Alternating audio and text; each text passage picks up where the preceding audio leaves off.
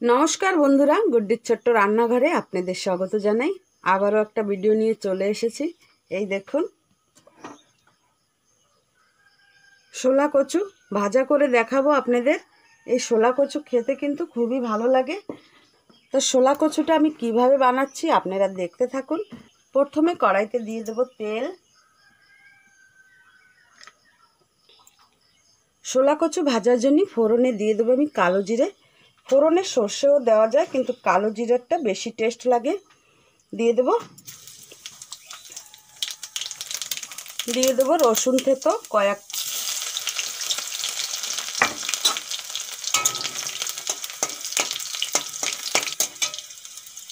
এখন দিয়ে দেবো একটু আদা গ্রেট করে নিয়েছি।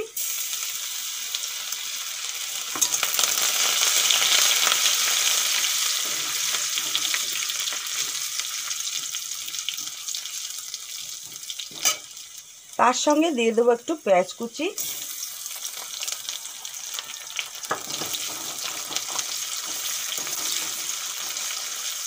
আদা রসুন আর পেঁয়াজ একটুখানি ভেজে নিয়েছি। এখন দিয়ে দেবো একটা আলু কেটে নিয়েছি, দেখুন এরকম পাতলা করে দিয়ে দেব। আপনারা চাইলে আলুটা নাও দিতে পারেন।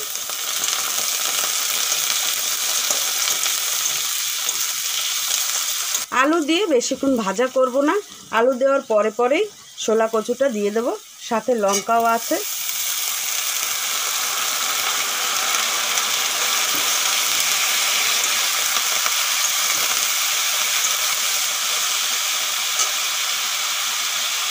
দিয়ে দেবো এখন স্বাদ মতো নুন আর হলুদ।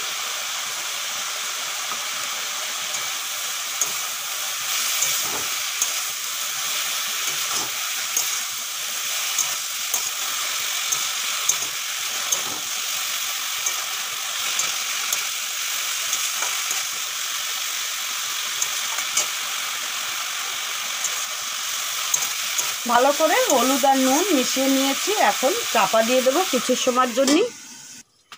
চাপা খুলে দেখে নেব। শোলা কচু অনেক জলদি কড়াইতে লেগে যায়, হালকা জালে আপনারা ভাজা করবেন। খুব আস্তে করে জাল দিয়ে আমি শোলা কচুগুলো ভেজে নিয়েছি। ভাজা এখন হয়ে গেছে, এই দেখুন এইভাবে ভাজা করতে হবে।